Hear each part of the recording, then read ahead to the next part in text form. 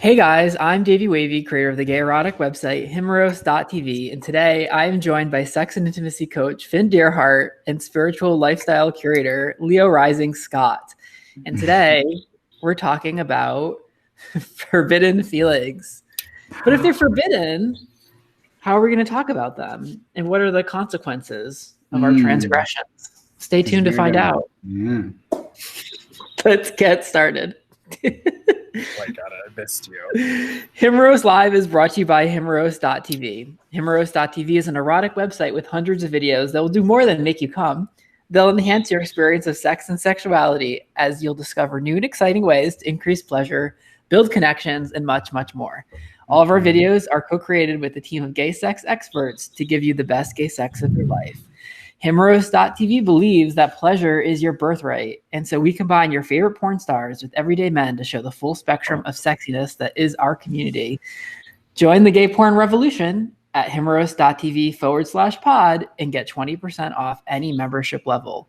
That's himeros.tv/pod. Himeros.tv, it's like porn, but better. Oh my God, how old are you? What? 40. Like You're 40? Yeah. It's like two 12-year-olds. Oh my gosh. Okay, so maybe I'm like a kid in church. maybe right Josh now. Jackson is looking a little rough if you're 40, because I thought you were like 29. For context, we were reminiscing about Dawson's Creek earlier today, and No, you were. I was enjoying Dawson's Creek. You were mean. I had a crush on Joshua Jackson, who was Percy. Percy or Pacey? Percy Jackson is the. Do I have a crush on him too? Probably.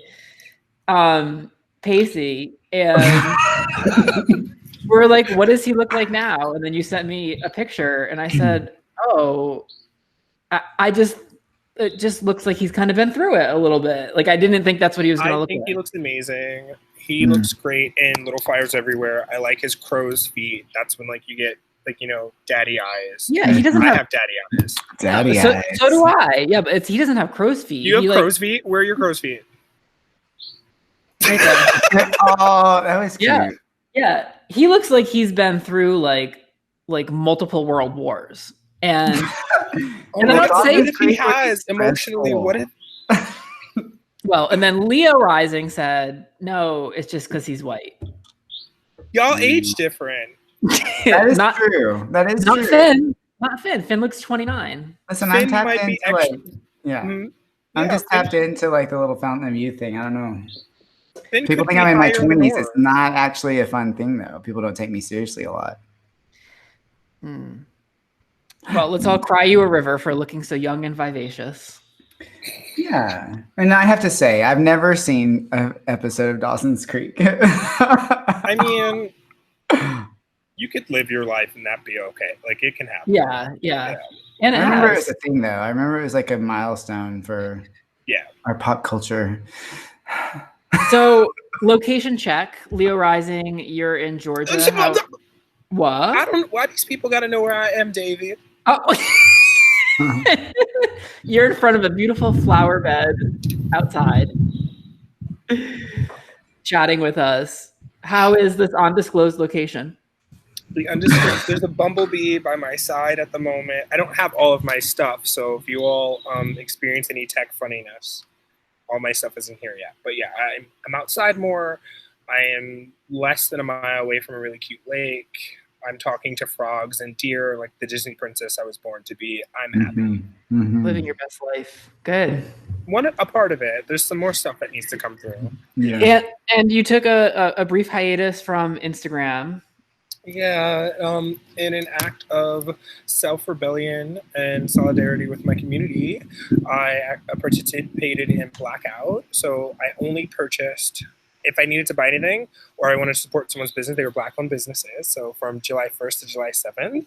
And I just use it as also a social media cleansing because, from the inception of late May, it's just been on top of ethnicity and direct contact of constantly answering questions about anti-racism and referring out, and I just needed a break. Yeah. So that when I can come back experiencing the growth of other humans, if that makes sense. Like I really wanted to trust like more people are growing. And So I then needed a moment. today we're going to be talking about Fire Island. So social media cleanse. Oh yeah. But so more to come on that front. Finn, how are things with you? Things are great with me. Yeah, I'm having a really good day. I had a fun time over the 4th. I went to the Yuba River and laid out. There's like a nude beach at the the Yuba, and my partner and I just went and like found like this like space all off to ourselves and laid out in the sun and swam in the water. Super cool. Been kicking ass at work. How's the fantasy series going? That's what I was gonna say. That shit is so fun, and I'm really loving the guys that are showing up. And I've been getting some emails from them, like wanting to have private dialogues with me around some of the things that are coming up for them. And so every time I hear a unique experience that men are sharing about and opening up about it, it's just such an honor. And I think about how guys are like cast, in this popular opinion about, oh, they're not in touch with their feelings, man. And I'm like, well, okay. But they don't really know how to be. And then when they start opening up about them, it's such a precious and beautiful process, and I love it. Isn't that kind of what we're going to talk more about it in a little bit, but today's video, Forbidden Feelings, like that's kind of a way for people to express themselves, right? That's totally free movement. Yeah, finding feelings have been cut off and like hidden in little corners. And it's another one that you conceived. Yes, it's one of Finn's babies. You weren't ready for the musical version of that. Sorry, I was very excited. No, I'm ready for it. I was really happy. So I was in Vermont for a couple days. Which have you guys ever been to Vermont? I've had the maple. Okay. No. Yeah, lots of maple syrup. I usually stay at Frog Meadow, which is a clothing optional bed and breakfast, but they're still closed because of the current pandemic. So, Fire Island. so different place. So I rented a barn on a farm, which was so delightful. It had like all these trees and nature, and even like the people of Vermont. They surprise you because it's very outdoorsy and like remote and rural, but also very progressive. It's like Bernie country. Lots of rainbow flags, lots of Black Lives Matter flags. It aesthetically, it looks like 1890, but progressively feels like 2090. Do you know what I mean? Like there's a 2-century gap between the aesthetic and the vibe of the people. I think we might actually try to film up there next summer. There were a few places that I kind of stumbled on that I was like, oh, like to film on a farm up there, really remote in a great setting, like hot gay sex on the side of a stream with the green mountains in the background. Yeah. I think it would be hot. Totally. I say all this. Because, I say all this because while I was there, I finished The Overstory, which we've talked about. And I'm currently looking for a book recommendation. And Finn wants me to read a story about a lesbian having sex with women, and I don't have it in me right now. No, listen, the chronology of water, it's about, there's gay sex in there too. I mean, she is like intense. She's an amazing writer. What? Open up. Trust Finn. Yeah, I trust Finn. I'm just not ready for, like, I don't know. There's so much more. I want a nonfiction gay themed book. And do you like Trevor Noah's book, Born a Crime? That's what I'm about to start. Also not gay though. The Daily Show. Yeah. Yeah. He's from South Africa. I told Sam what you said about On Earth We're Briefly Gorgeous, and he was like, oh, it is so not like just a gay love story. It's so much more than that. It's like a lot of history in it too. Okay, well, I want something nonfiction. I ordered Why Faggots Are Afraid of Faggots because just the title alone was like, I was like, oh, I need to experience this.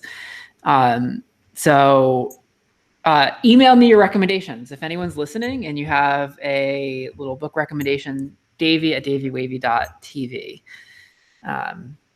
So, you guys, This week was D-Day for Grindr. Last month, they made an announcement that they were removing the ethnicity filters from the app, and they finally did that. It took them a month. But I think they were actually trying to figure out what the implications of doing that would be, including like unintended implications, of which there are some, which we'll discuss. For people who don't use Grindr, I don't know if this is just the paid version. I have the paid version, but you can do search queries based on things that you're looking for. So you can do like age ranges, height ranges. You can even select like body types. Then they also have a section labeled ethnicity. So in theory, you could search for just white guys or just black guys. You can't do that anymore. And I'm excited about this development. I think it's a good decision to remove the ethnicity filter, but I also think it's pretty complicated. My reasoning is that like I think these options of like excluding or going after a specific ethnicity contributes to the dehumanization of people just in general. So, and that's true whether you're excluding an ethnicity or like seeking one out. And it's just a small step in seeing that person as an object. And I get that like people are going to do that anyway, but when Grindr presents it as an option, it's basically like an institutional reinforcement of that mentality. It's basically Grindr saying, "Oh, this is okay to do because we offer it," without the person thinking like, "Should I be doing this?" Like, I think it's kind of giving people a free pass, and it reinforces it. I think the question that a lot of people have is like, well, why is it not okay for me to search for only white guys, but it is okay for me to search for only guys that are over 6'2"? And I'd like to talk about that. I don't know that I have the best answer for that. I know in my heart that those things are different. Maybe you guys have a better answer. I would just say that like one of those things has a lot of baggage, and the other thing, not so much. Like, are short people marginalized because of their height? Like, okay, maybe a little bit, but like they weren't enslaved, you know, like there aren't height supremacy groups. So like, I don't think it's like necessarily apples to apples, you know, it's a little apples to oranges. I'm curious what you guys think for someone that might like say that. Well, I personally, I think I'm going to name that I have a radical position on this, maybe, but I think that the whole thing of like selecting people based on traits is a little fucked, because to me that distorts what the erotic is. It like limits the potential experience. It commoditizes it and makes it like, oh, it's this thing I have to acquire versus a thing that's in me. And I've had amazing sex with all kinds of people. So, I don't know. I feel like, yeah, why? Oh, let me filter based on eyebrow shape and earlobe shape, and like to what degree do we fracture? And I think to me it raises the question of what is sex in the first place, and I think that we come back to that frequently, that question. But what is it? And that's where I'm going to leave that one. I don't really trust the software anyway. There's not. Anything that's mainstream is already going to present to me a surplus of white male bodies, even if I'm looking for women. So if I'm looking at something relating to women, something that's going to come up is going to be the history on my computer or my phone cookies that is popular. So even in setting those features, I mean, the last time I was genuinely on Grindr, and paying for it, I can't even tell you if I even thought to flex on what I was trying to acquire, as Finn said. Like, it's not something that crosses my mind. And it's a GPS related thing anyway. So we're talking judging territory. So it goes into it. If someone really wants a black guy and they're in a metropolitan area, they have to go somewhere that's quote unquote marginalized. They have to go somewhere like where you would get that. And so now, but if they're just simply in the East Village, it's not necessarily going to give them the Lower East Side completely. So when I lived on 6th Street, I saw nothing but white dudes. They weren't even from New York. I had to like genuinely take my ass all the way damn near Chinatown to see more than that. So it's still geographic. So it doesn't, I don't know what the difference is going to be. So I'm also not on Grindr. Right. Well, and so I think what you're speaking to is that there are people who would use an ethnicity filter to kind of remove so that when they log in, it's not just all white faces. Like if you're a Black man living in Chelsea and you want to find other Black gay men or queer men, that was a way that people used it. But I have to think that from like a design interface, there's also like better ways to do that than presenting it as like an ethnicity filter. Like there could be there are hashtags and profiles on Grindr, but those aren't clickable. And like if you're Native American and you want to share that, like you can still actually on the app on your profile select your ethnicity for yourself because that might be part of the identity that you want to present to people. But but you're not going to be able to sort people by that. I want to clarify it wasn't my intention. That wasn't where I was coming from with it. So I'm actually thankful that that's where you went because it was like on a positive. It's a great answer of you. I actually, it's something that percolates, and I almost am not comfortable addressing it because I haven't had enjoyable experiences from Grindr. And I have a particular privilege based on the compliments I would get or the attempts at complimenting from Grindr, where like I would still be shocked that I would have such a shitty experience, but they just didn't know my heart, they didn't know my practice. I don't know if it's going to help right away or make things better. I think it's nice, but when I tried to research to be a supportive host with y'all, all I came up was that they actually got a small business loan and they're reacquired by a different company. They're no longer owned by the Chinese people who bought it. So I found that interesting. So I don't know if that's a part of their revamping internally, but they were able to, like, while this is going on, it also could have taken a month because they were considering jobs during the pandemic. According to one article, they're able to keep 69 employees from the loan. So, I mean, maybe those employees are just trying to do an internal house cleansing because it's like, who really is meeting up? Oh, people are still using, we're about to talk about Fire Island. Like people are still using Grindr. And also people are using Grindr like just to keep in touch. I use Grindr on a daily basis. Like, it's like another form of like Leo Rising. We talk on like 18 different mediums. We're like instant messaging each other. We're Instagramming each other. We're telepathically transmitting to each other. Yes, Vin? May I speak, David? Your hand, I see your hand up, yes. May I?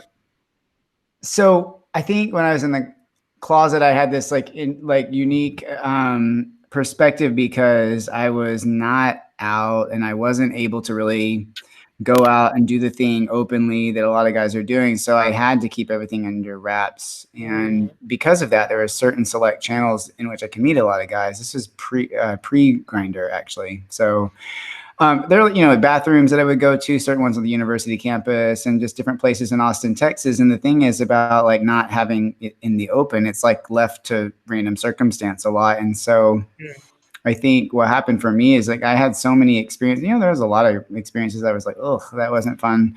But a lot of them that I had really amazing experiences at different points in time that were just kind of random. And I thought, wow, that guy was nothing like my type, quote unquote. But it was still like a really profound experience. So that that helped me, I think, see that. Because I think when we go to apps or we go to porn, or we go to these things, we kind of enter into a automatic kind of mode. And it's more about affirming our identity than it is about like what we might actually be available for. These filters are like walls. They're like boxes that we build around ourselves. I'm this kind of guy. And if I hooked up with that kind of guy, then that would mean that I'm not this and that. And my culture's taught me that I am.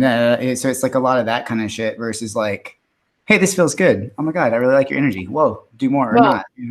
Yeah, but like what you're describing is very evolved. And like in Grindr is a business with like millions of gay men that are going to be looking for those features that if they don't get them from Grindr, they're going to go on Jacked or Mr. or what's Mr.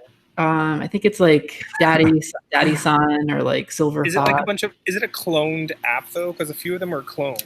Like so they all run this. They're like clones of different apps. They're all like the same thing. Yeah, Like, I'm sure they're all very Timey similar. or Timmy is pretty much like it's like Hinge but slower. I love Hinge. I don't know what that is. But Also, I was just gonna say though that like I think Grindr, while the conversation, Finn, that you're saying is like involved and beautiful, it's good for people to have. Like, I don't know, like when people click to the filters, like short of a video from Finn, a message from Finn Dearheart coming up to explain like how these are limitations, like they're still using it as like a feature that you get, like if you're pay. I get what you're saying. It's why I do this work, brother. yeah, I loved what you said, Finn. Yeah. Thank you. You're getting to the heart of the problem. And I'm not trying to exempt myself from any of these forces, by the way. I'm not being like, oh, I don't ever think this way. These are things that being right. I mean, like I've had to work through a lot of this too in my own, judgments, and they'll still come up. But I mean, there is something about being open. Like for instance, at the river the other day, there was this guy that like he was like, he's okay handsome. He wasn't like, oh my God, this man's so handsome, but he was like flicking his dick around and like showing me and Sam his dick from a distance. And we were like, he ended up leaving, but there was so like, I was like, we should go jack off with him in the bushes, and like put our masks on and go up there. We didn't get a chance to catch his eye, but that's an example of like, I was aroused. The situation felt good. I would have moved towards the sexual experience, even though he wasn't like something I'd like select in my type kind of lineup, just because it felt really fun and free and hot. And I felt erotic, I was turned on.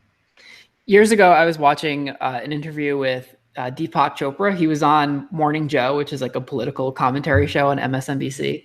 And I think there had just been a school shooting, and they were talking about like different legislation that can be passed. And he was just kind of sitting there. He's very spiritual, very quiet.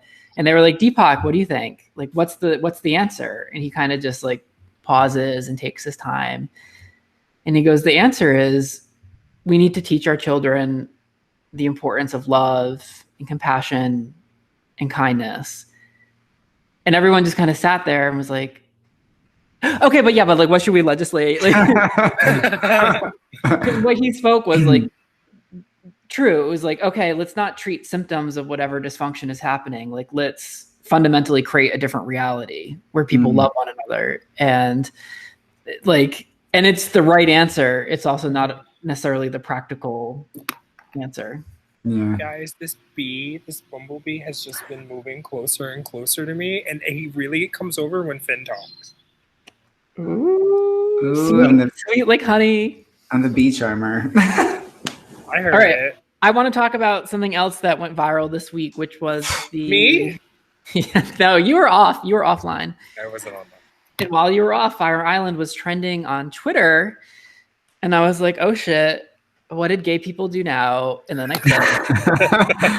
I had it clicked, and there it was. It was pictures of gay men partying on Fire Island, no masks, shoulder to shoulder, mouth to mouth, cock to mouth, dick to mouth, ass to mouth. Those pictures, that wasn't in what you said. They weren't. I looked for that. You were exaggerating a lot today, ma'am. It was happening, not in that picture.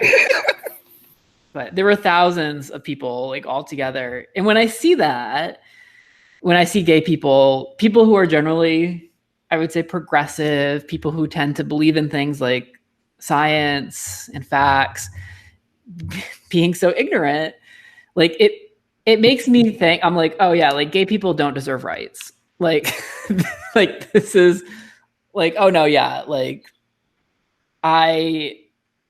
what did you guys think of those pictures? I don't actually think that gay people don't deserve rights, but it does make you think like, oh God, like these are my people. Yeah.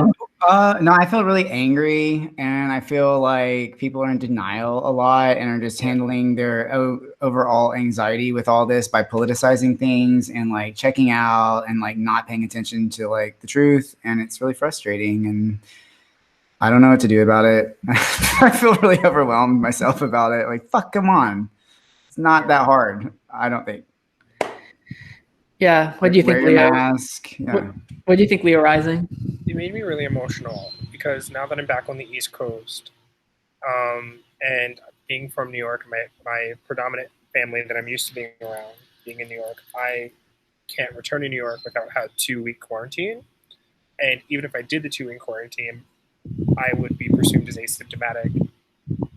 Like my mother has like literally, she's in remission from stage 4 cancer, and she has treatments to take. And so it made me really emotional how sloppy people in New York, like in volumes, are being, and just the fact that they can find somewhere in themselves to be that selfish and that in need of touch. And I want nothing more than like hug my mom. Like I did not move with the intention of not spending time with my mom, that I helped have more time here.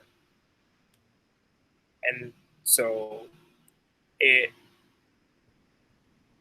was a lot to take on, and then also to witness that one of the fellows who got popular from the viral photos, his own sister had to call him out, like, our parents are literally dealing with cancer and have chemo regularly, like, so they're not in remission. Their immune system is extremely compromised already. And she was like, doing it, like, I think there was a joke, someone's tweet went viral, and it was like that he has no home. Yeah. They were like, now you have no home, because yeah, they were like, you're not coming to see mom. Now. Like, yeah. Yeah, this was so he wrote, that person you're talking about, he wrote on Instagram, fuck your mask, fuck your social distancing, fuck your vaccine, fuck your eugenics, kiss my asshole if you think I'm an ass.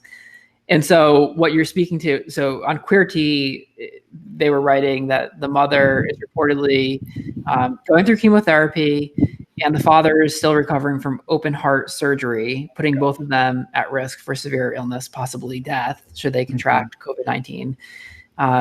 Not only that, the author, the guy who wrote this, lives with them. So, like, it's kind of next level. Yeah. Now, having said all that, I was trying to channel my inner Finn Dearheart, because Finn is very compassionate. I'm not always that compassionate. And I think that this is on you, Finn. I think all of us have probably done things during quarantine that like have some risk. Like I flew to Rhode Island to visit my family. I got tested when I landed here, but I flew in a plane, and that's a risk. And like the gyms are open now, and I work out and I try to be as safe as possible. But I think everyone is trying to find like the right balance of risk that they're willing to take on. And I get that people are hungry for partying or for dick, and they're lonely and they want connection. So I try to like make space for that. And like as an introvert, like I wouldn't go to a party like that if it wasn't an epidemic. Like I wouldn't go to a party like that if it meant ending the pandemic. Like that's like my like worst nightmare. So there's nothing in me that's being drawn to an experience like that. So I'm trying to be sympathetic for people that like feel like they need that kind of experience to be happy, and they might be willing to take on a risk, but still wear your fucking mask. Like if you really are going to do that, at the goddamn like very least, put a mask on. The bubbles too. I mean, like honestly, like creating bubbles with people it's an effective way to like have all the intimacy that you want, and like just really like keep like this really close knit group of people and share sex and share what you want to share. I mean, I think that's like a really good solution, but just randomizing it isn't necessarily like safe. And also I'm thinking about this guy. How old was he? I don't know. I mean, he was really young. I'm thinking like he's still individuating from his parents. He's probably dealing with his parents' sickness in this way that's like nihilism and fuck you to the world, and like it's all very interconnected. I don't really think it's as simple. I mean, his even political views, like where are they coming from? Like his conviction and his lived time in the world, or like from his, I don't know, what does that even mean? So I think it's complex. Also a sighting, Giancarlo Albanese. But there was a screen capture from his private messages that also revealed he's kind of a jerk, because he says like he has a history of racially charged comments about black people needing to get over not being liked for being black. Like he was like, racism isn't real, and I was like, oh my god, like you're a lie. Yeah, gay people don't deserve rights. You have to stop saying that. Someone's gonna make that into a video. Well, I think I said last time I listened to this guy, and I wish I could remember his name. He's a public health official, and he was saying, "I really think that we should have waivers that if you choose to discard all the recommendations, you also sign a waiver. You discard your right to health care." I was like, "Whoa, that's so intense." I think that's fair, given we don't have enough answers, right? And our collective culture, so the culture of LGBT plus is. We are the descendants of survivors of an AIDS pandemic. Like, they're not our direct ancestors, but they're our communal ancestors, which means we have a consciousness of preserving and seeking ways to be more lively, more holistic, more purposeful with our bubbles, as Finn said. The fact that people are completely throwing that away, flexing, and I'm going to bring it there, y'all, so just deal with it, flexing toxic aspects of white supremacy. Like, this is like, I am a privileged white male gone array. Like, when you look at the pictures, you do see some people of color, but who are they making out with? Seemingly wealthy looking white boys. And so when you go to Fire Island, you want to talk about a Grindr filter, you're looking for a seemingly well-to-do, who owns the house is who the fuck you're looking for. That's what you look for. And so I'm a little bit, this shit makes me so upset because it touches on an emotional level, so I'm minding my words. But I'm also like, this is gross. Can y'all see that? That shit in 2015, that's cute. Like, this is terrible. It doesn't matter that they're not wearing masks. They're bare-chested. They're in Speedos. Like, the scariest thing I heard about COVID was when some doctor on somewhere was like, yeah, it can be picked up in semen. I was like, great, here we go again. Like, I'm just going to be regrettably asexual. And that was the fear mind, right? That's not true. No one has to.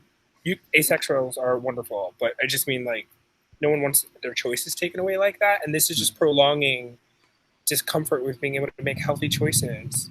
Well, and there's something deeper, and we may have touched on this in the podcast before, which is that, like, baked into our erotic blueprint as gay men is that, like, transgression tends to turn us on. The sex that we were having, just by virtue of it being with other men, was like transgressive. And when you do things that are naughty, like, that's what makes it hot. So during the AIDS pandemic, as soon as they said, you got to wear condoms, fucking gay people were never going to wear condoms. Like, it was, because suddenly that was like the big turn on. And I think similar thing is happening with COVID, which is like, you tell people, you can't get close. Don't share spit. Like, what does that make? Whatever you do, don't take that mask off. They're like, I gotta fucking take my mask off. It's so hot. I think that's part of it.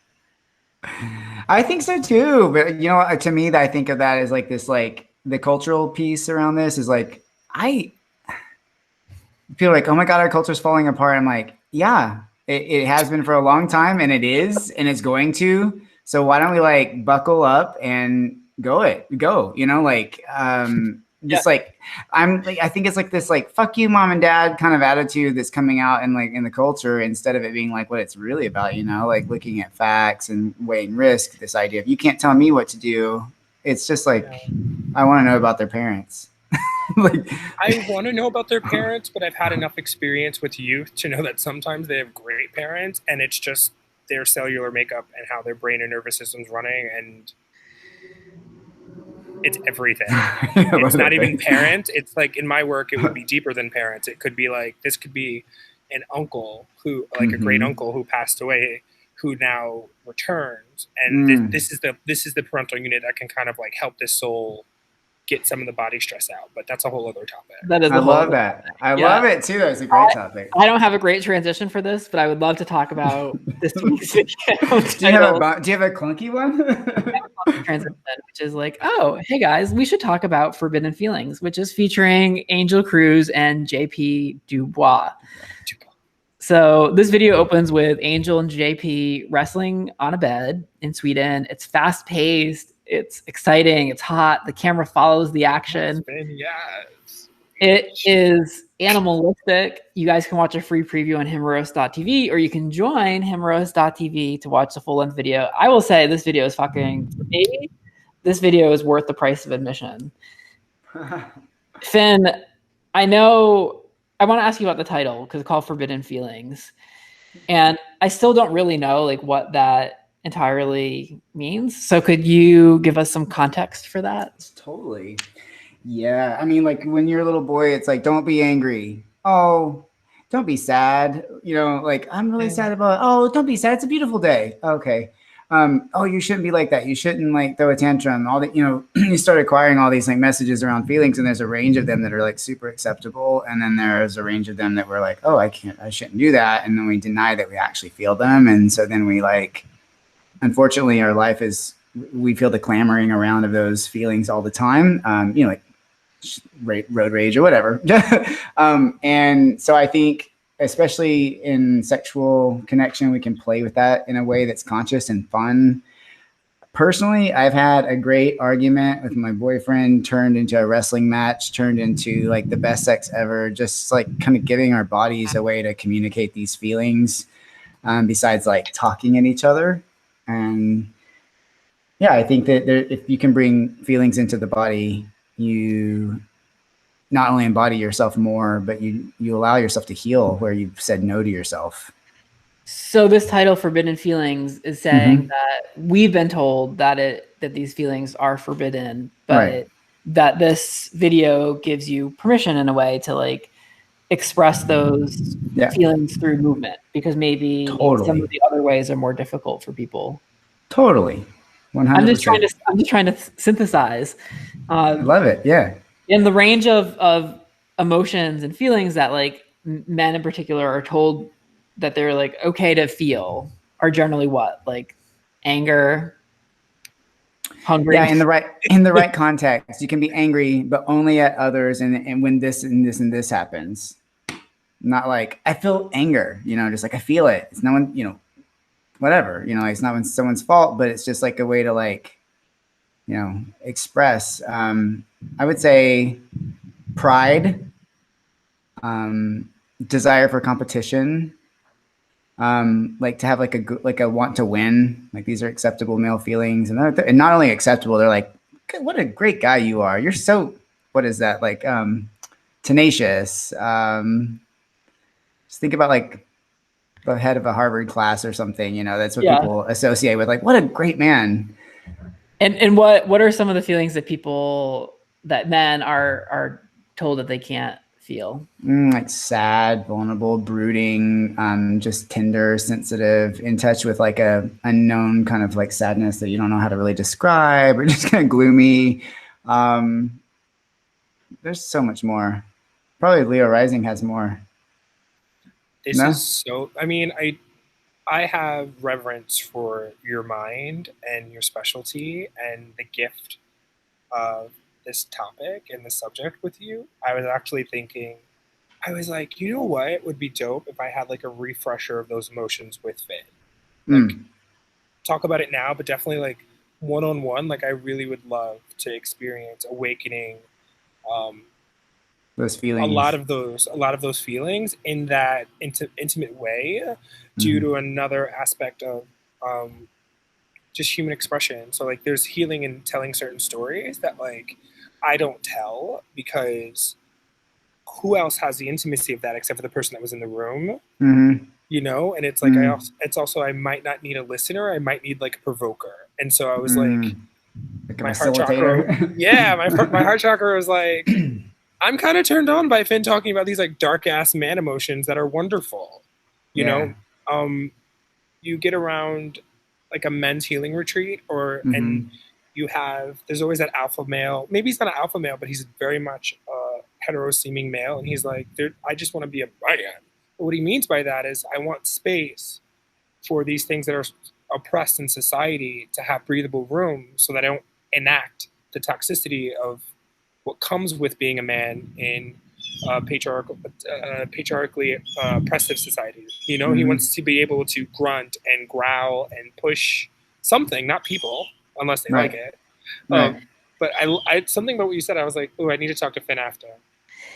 Here's a little game. Let's play a game where we if you want to share the emotion that's the hardest for you personally to like get in touch with. Hour. That's a good hour though. I don't want to start that. It's a good to pull up my feelings wheel. I'll send y'all a feelings wheel. Well, I'll say this. Here would be my short answer is that I feel very comfortable when I'm in situations where I'm like in control and I have the answers. Mm-hmm. But it's really hard for me to be in a space where I'm just like, oh, I don't know. Mm-hmm. Like, I don't know, and I'm not in control of this. Like that's really difficult for me. I think for me, it's hard to feel like just really exposed. And I know vulnerable is such a word that we all say a lot, and it's kind of hard to like really tease away what that means for me in this moment. But like, just when somebody's really be able to see into me and like see who I am and like past the kind of facade that I put up, and I'm like, oh God, you really see who I am. And then it's a tender kind of hide it or let it hang in the air kind of moment. And I go either way sometimes. And that's going to be big for you too, like as a teacher and like someone who instructs in all this, that people are going to look to you to have all the answers, to like live everything that you talk about. And of course, like that's not true. So like, I get what you're saying, that like you would feel exposed if someone sees like, oh no, like Finn is also flawed and like struggles with things. And like, you're a human, you know?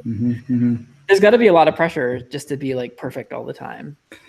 Yeah, there is, but I put it on myself, and I learned that in the fishbowl when I was like in the minister's family, and that didn't work out so well. So that didn't work out well for my dad. So I feel that pressure, and I actually like to name that sometimes if I'm teaching. It's like, oh my God, I'm trying to like be something right now. Hang on a second, and just like let me reset and just talk to y'all, and it helps me a lot to be like, shut up and sit that over here and just be real with people. Yeah. What about you, Leo, right? Yeah. I don't know. I'm like obsessed with your aura today. Like you are glowing. Oh God. And I'm just like, I'm falling for Finn very fast today. Soaking it in. I think it's because he complimented my flowers and you didn't, David. I was trying to troubleshoot your internet. I was trying to solve your problems. Oh, he's tech supporting you. Yeah, Finn just gets to float in and be pretty and have all the great quotes. Yeah. The ship moving. Yeah. I would say, gosh, I love listening, and so I feel like people know that whether they have access to that or not, it's just something that kind of is in my posture. So I'll like go try to do my tasks at the supermarket, and I get an entire life story. And given my faith and my expertise and my constant studying, so, you're only expert because you remain in study. Like, I don't judge those moments, but I don't know a lot of things. And people will ask me questions. And I'm like, I actually don't know. And it disarms me, but it also makes me feel overly responsible for a reply. Mm-hmm.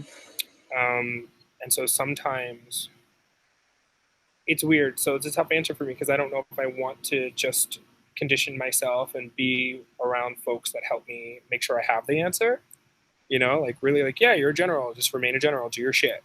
Or if I want to fall back off the roof and be caught by just a big old somebody who can catch it. So I can go between either of those things very fast, needing to float and have someone solve my problem, or needing to just be enamored by, oh my God, this person has all the answers. I don't have to think about shit. So it's between you two.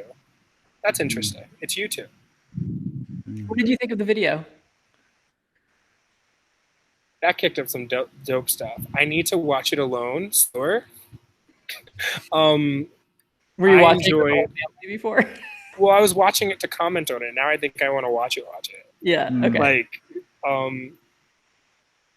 I had that in my youth, and it had me share with the people a person that I'm staying with, a story of a boy I knew in my youth that just woke that up in me, and it never clicked for me that what I was craving and wanting when it pertained to like a boyfriend existed with him, because we just didn't title it. But it was like that push. Every time we argued, I knew we were having sex eventually. Every time he pushed me a certain way, I was like, oh, it's going to go down. And if I pushed him a certain way, it didn't exactly go that way. And like I had to provoke. He awakened a more of a hyper masculine in me that I loved and appreciated, but I never really had it with anyone else. Everything else has been tender, but like in my youth, it wasn't tender. It was like dogs. You know how like dogs just bite each other? Yeah. They like bang their teeth on each other. Like, yeah, and that's nice. The sex that was in this, so the video for me, it was like, I've talked about this before. The flavor of sex that I really enjoy is like gentle, slow, romantic, connected. If a guy says to me like, "Oh, I'm gonna destroy your hole," like I'm like, "Yeah, I don't." Please don't. Destroy and whole is not like two words that I want going together. If he's like, "I'm gonna slowly lick your hole and like take my time lubing your fingers and opening you up, like, and then slowly, you know, milk my cock with your hole," like, okay, great, I'm in. That's my flavor of sex. But this was really hot to me. Like, and this was not that. This was like animal, raw, like lots of energy, like banging each other. And I was like, oh, like maybe there's space in me for both. Like both can kind of be true. And I've never really wrestled with someone like what they did in this video before now. And I'm like, oh, I really want to do that. And a lot of the guys that I've had sex with tend to be like less muscular than me, like kind of scrawnier, skinnier. And I'm just like, oh, like would I hurt them? Is like, that fair? Yeah. Would I just like bench press them and be like, I won? I don't know. So if there's a question in it, I guess it's like, for either of you, the energy of the sex, the flavor of sex, like the animalistic nature of it, like did that appeal to you? Was that hot to you or? Totally. Yeah. Yeah, I think it's like they like had this energy. They were like working up, and it's like they're like, oh my god, I have all this energy. I don't know what to do with it, or like how to like be with it, you know? Because I think a lot of men like they feel energy and they want to get rid of it really quick.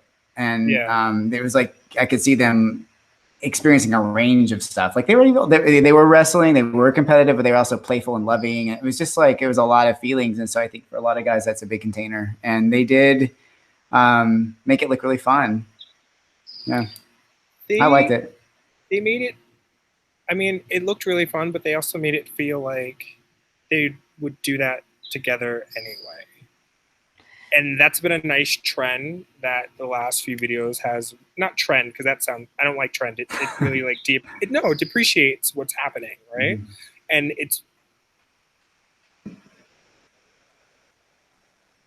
I like the idea of being let in on something without feeling like I'm in voyeur kink mode, if that makes sense. Like that I don't have to title what I'm witnessing. Yeah. They also, both of the models had very like traditional porn aesthetics, I think. Like they were both like very like lean and fit. And I mean, we have a range of different bodies on the site. I think like because it was so like easy to be seduced by like them fitting into the common narrative of like what is hot in society. Like it was an easy video for people to enjoy. Like we had a lot of comments on the video, really good comments. I want to share a couple of them. Raining. I'm going to actually run inside. Okay. Okay. Hi. Wait. I don't know if I have time for this, but I just want you to say hi. Say hi. Oh, there's a cute Oh little my kid. god. Okay, now I'll be right back. Don't close your laptop though. I'm not. All right. Let me move. This is very exciting. This is very exciting. So this is a comment from Gift Wrapped. It's raining. And it says, woo, 5 stars, Finn Deerheart. So this is the result of all your erotic energy. Hey, what a whirlwind. I think they called you out. Yeah, it's not. Well, honestly though, like I love it is a tantric principle. You know, it's like we want to really claim our whole experience, and some of that involves competition. competition is like hurtful in some contexts, but in some contexts it's great, you know. It kind of just depends. And I think that's the idea, is to bring it all in and not cut off parts of ourselves. What did you say? Did you have to do an exercise with these guys before? I don't remember. Like, I think I was lighting candles in the barn for the Devil's Kiss video when this was happening. I didn't do an actual exercise with them, an embodied exercise. I just talked them through the headspace, and then you wanted my help with the lighting candles. And and I talked to Ed, and Ed was like, "Oh, I'll get it. I got them. I'll get them to do it." And they did great. Yeah. Ed was the director for this video. Mm-hmm. Cool. Another comment, Davey, being in my mid-50s, being closeted my entire life, and growing up in a time where, based on professions and otherwise, it was so hard to come out. As a young boy, I would be in wrestling matches that would turn to laughter, but never any further. And deep down, I'd be hoping and fantasizing that something would turn into this, and it never would. What can I say? Seeing images like this both hurts and helps, if that makes sense at all. Believe it or not, as I get older, I am still working to come to grips with all of it and making progress slowly and hopefully surely. As always, thank you for this amazing community. You truly get it in a world where so many don't. So thank you. That's awesome. Sweet comment. That's great. Any more thoughts about this video, or can we answer some audience questions? Audience questions, but I also think, the like, cinematographer do. Yeah. Yeah, and also I do love this, what he was just thanking you for this, and I want to thank you too, and just say, like, I love how you hold a space, like your role in creating space for men to interact over these experiences. It's really profound, I think. And I hear that all the time from people who subscribe or come across the content or listen to the podcast. It's like people are really enjoying it. I'm sure there's a constituency of people that hate it, but the people that love it, they're like, and you're holding this like space in a way. It's like a digital space for all these people to interact with themselves. I think it's rad. Yeah, and I think it's thank you. I think it's like the content is generally accessible and it's scalable. Like you can just watch that video and appreciate it for what it is and like jerk off to it. Or you can be like, oh, like wrestling can be fun to incorporate into sex. Or you could take it to a deeper level and be like, okay, let's explore some of these feelings. Like there's just, you can look at it, you can experience it on different levels. So wherever you're at, you can take it there. Totally. All right, let's answer some questions. If you guys have any questions or comments, you can send them to Davey at daveywavey.tv, or you can call, write this down, 612-470-5729, because tonight we are going to the phone lines. That's 612-470-5729. We're entering live? No. Oh. But I wish. Yeah. Girl, we're lucky that we can like do this. So like, honestly. All right. So question number 1, let me play this. Hi, Davey. Hi, Finn. My name is Antonio. I was hoping to ask you a fun question this week, one that's not related to a video. I was wondering, with all the porn stars you both work with, do most of them use their real name or an alias or even a part of their name? Just curious and asking for a friend. Thank you so much for everything you guys do. Bye. For a friend. For a friend, yeah. I was asking for a friend. So I think only a few of the models that we've worked with have used their real name. In particular, Face Fuck Me, I think was the video that had Kenneth in it. And he's in a wheelchair and he wanted to use his real name because it was kind of a statement of like, I am really proud that I did this. And he really wanted to like own it. And which was amazing and really powerful. Generally, porn stars' names have no relation to their real names, which does make it a little confusing because like a porn star could be like Johnny McCock, and his real name is Brian Johnson. And so like I'm writing checks to Brian Johnson and dealing with that name and contracts, but then I see Johnny McCock. And I have to remember like which name to use in different situations. And it's also confusing for the model because then you have to answer to a name that's not your own, right? But that's no different from any other artist. Like if you go to IMDb, a lot of actors use the name that awakens their art's expression. Rappers, singers. Pink's name is not Pink. No way. I'm sorry, girl. Her name is Alicia. Okay. What would your porn star name be? Oh. Well, I heard it has to be your street and your first pet. Okay. So I grew up in a city called Yonkers, and so I would say Prescott. So Sebastian was my first pet. So Sebastian Prescott would be my. That's so hot. That's a good one. He has a huge dick. That's not a really sexy name. Sebastian Prescott has a huge dick. I thought you meant your pet did. I was like, oh. It was a goldfish. I don't think goldfish. Inspiration. Mine is Otto Washington. I marry him. That's also good. Mine's Oliver Spruce. Oh, wow. Oliver Spruce.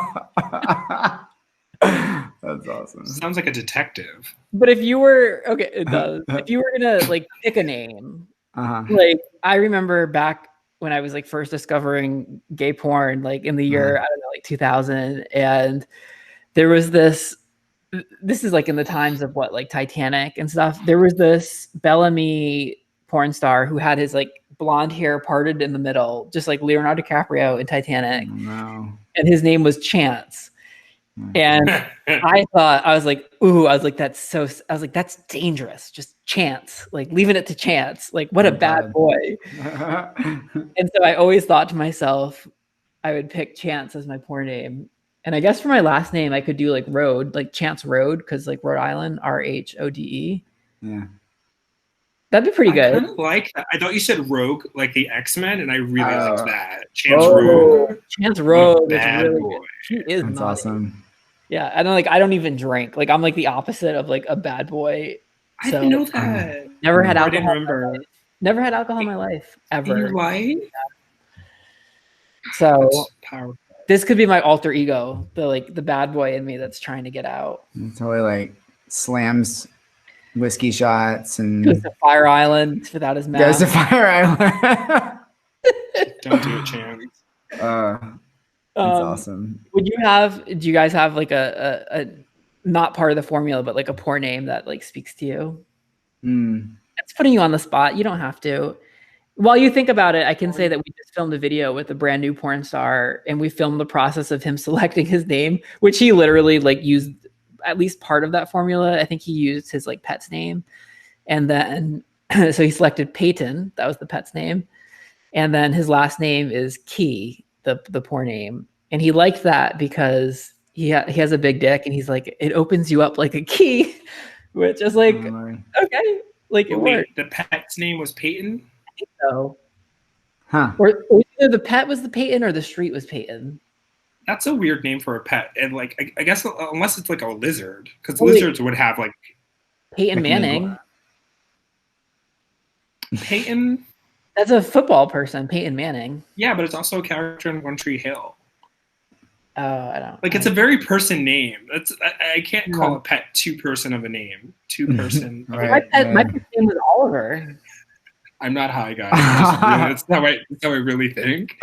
I would probably do something with like my middle name. Like, what's your middle name? I would just go by like just one name, kind of like Pink. Okay. Okay. Dixon. With an X. You can't do that. Why not? You can't do like that's such. If you're gonna do that and be like search engine optimized, it has to be something that like no one else is searching for. Really? Like Davey Wavey works because there is not another Davey Wavey. Like Dixon. Davey Wavey's not your name? Well, I mean, it's your name. I'm not judging. I'm Leo Rising. But I mean, like, Davey Wavey is like, what's the T? It's not my birth name. It's an acronym. My name. I was like, whoa, that's a long name. Or is that like Russian? So it has to be like, you couldn't do Dixon. It had to be like Tyler Dixon. Or just like a word that's just so unique. You know, like Cher. Like Cher is just Cher, but there's no other Cher. Like CHER. Like who? Like that's. And it's a ballsy move. I'm concerned about search engine optimization. Let me play Dixon is a ballsy move. Let me play the last question because this is a good one. It is. About to start now. Hi, this is Brian. I'm a cis gay man from New York City. I have kind of a two-part question. Leo Rising last week referenced this idea of like BIPOC. BIPOC. I don't know what is that? Could you guys? What is that? The Leo Rising thing. Maybe it's not there this week, but could you explain to me what that is? Because I didn't. I kind of had a general idea, but I didn't know the origins. Like, how do you spell it? Did he make it up? Is that a thing? And then my second part of that question is regarding like the idea about being like I guess like interracial dating, and you guys did a great job talking about like race and like power and sex and sexuality. So the question, I guess, about advice and talking about like interracial dating, like and like in how are you guys how does one start conversations about like comfortability and like I feel like you're asked the question because you guys last episode it brought up a lot of emotion for me, and so I was thinking about just like having like how to have better conversations about with partners. Yeah, that's it. That was it. So thank you. Bye. All right. So two-part question. It's a little hard to hear. The first question was to what are the origins of BIPOC? Is it a thing? It is a thing.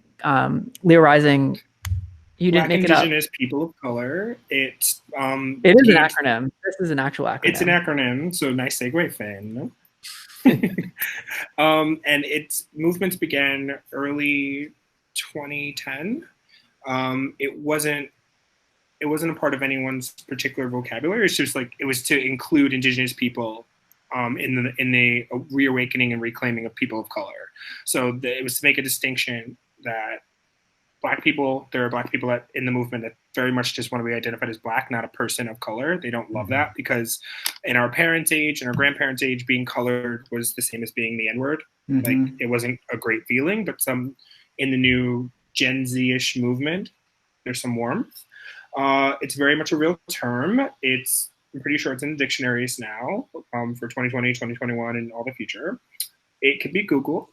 You could Google that. That's a hashtag as well. There was a lot of answers for that, but I want to be supportive. Yeah, and also I don't like when someone says BIPOC, like, okay, how do you spell that? Like, what is that? Like, BIPOC. Right, but you could understand if someone's never heard that word. They're like, I don't even know how to spell that. I mean, yes, I'm meaning that with love because they did mention that a lot of emotion was brought up for them, and it sounds like they have dated interracially, and so they want to be able to navigate those conversations with heightened compassion and to cultivate a successful relationship, possibly with someone who's BIPOC. So I see them and I feel them. Yeah, and I think the second part of the question was about that in particular, interracial dating and like having those conversations. I don't know that. I'm assuming he was looking for some advice, like on that front. Like, how do you make the space to have those conversations? Was that the question? Because something blurred out. I didn't quite hear it. Yeah, I think he was just saying like a lot came up for him, and he didn't really phrase like a particular question, but that it seemed like he wanted some insight on that front. You know, if you're already in the relationship, you can ask confirmation forward questions. So it's like, have I been addressing you right? Do my nearest friends and family members that know that we're in a relationship address you the way that you want to be addressed? How can I be more supportive and proactive in that with you? If you're in the relationship, if you're beginning the relationship, ask those same questions the way you would ask, what's your favorite color? You know, I think the climate right now gives a lot of space for people to navigate that, and the more confidence you have underneath your compassionate question, the less likely you're going to receive an adversarial response from a BIPOC person. If you're sending a subconscious message for 3 hours before the date that you're going to get cussed out, then you probably will. You know what I mean? Like, you just have to ask the question. There's no, the only way to be improper about it is to make an assumption or to show off vocabulary you're not really connecting to. So I really love that this person brought those questions to the surface. Yeah. Perfect. Those are the questions I have for today. I also have a quote to leave you all with. Ooh, okay, Martha. Yeah, this is the first time we've done that. You know what's also funny? We've done like 100 and what, like 15 episodes. I don't know how many. So awesome. I love it. We've never had anyone that has had to like take a pee break in the middle. I think that's a feat. I just pee underneath my laptop. Do you? No, but I've almost done that in a jar underneath the laptop, put it on mute, and just pee. During a podcast? Yeah. Oh. I will. Wow. It'll happen at some point. I was like, oh, I have to pee. I'm ready for Dear Heart. I mean, this is just open me up, Finn. You're teaching me something. You remember when we were little kids and we had crayon boxes, like the 64 crayon boxes. Yeah. 64 pack of crayons. Mm-hmm. And like that, the blue crayon would always run out first. Yeah, because like you're painting. Anyway, so here's the quote. Maybe I lost it already. You are my blue crayon, the one I never have enough of, the one I use to color my sky. Love it. I was like waiting for the next like stanza. It's just a sentence. Is there another line? Yeah. I never have enough of, the one I use to color my sky. So where did you find it? A.R. Asher, Google image search. Came up. You're just looking up. You're just ready for love, huh? It is going to resonate with someone out there. So, someone out there needed to hear it. So there you go. Davey, did we miss your birthday? No, it's on Saturday, I think. Sunday, isn't it? Sunday, yeah. Is it? Is it Sunday? Yeah, July 12th. Can we hold heart chakras? Actually, I just did something magical with a quarter. We're gonna hold heart chakras, but whoever guesses this correctly is gonna get 30 minutes of Reiki from me. Is this like what's the date on the quarter? It's 1976. Oh, I have no words. did you say 1976? Yeah. So was it heads or tails? I don't know that. I can admit what I don't know. It was 1876, like trip to Vermont. The quarter says 1876. How did you know that there was going to be a quarter involved, though? Is that like a game that I don't know about, like a typical like? Who? I don't know. Davey's like secretly. Davey. Yeah. He's secretly like trying to be the supreme. Like I see you. No, that would be wonderful. Speaking of roughhousing, I've like so wanted to roughhouse with you so many times, Davey. Oh, bitch, bring it. I will. See, I feel like you're not sizing Finn up fairly. Finn's gonna get you. Finn's scrappy, but Finn's like, I've got like 30 pounds. We have great videos of like trying to fly Finn. You're a good base. Yeah, I'm sturdy. Someday. Yeah. All right. So next week we're discussing Fill My Hole. Is that really what it is? Fill My Hole, yeah. Oh. And I think we might have a drag queen special guest. Oh, cool. I went to high school with her, and she might join us. So I don't want to get everyone too excited, but we might have a foursome. Leo Rising, will you be here next week? That'll be awesome. I like foursomes. Yay. Finn, where can people get more of you? FinnDeerHart.com, FINNDEERHART.com. Leo Rising, where can people get more of you? LeoRisingyoga. Instagram's the best because I'm BIPOC, BIPOC. And remember, you can get 20% off Himeros.tv at Himeros.tv/pod. Thank you guys so much for listening. And as always, more to come.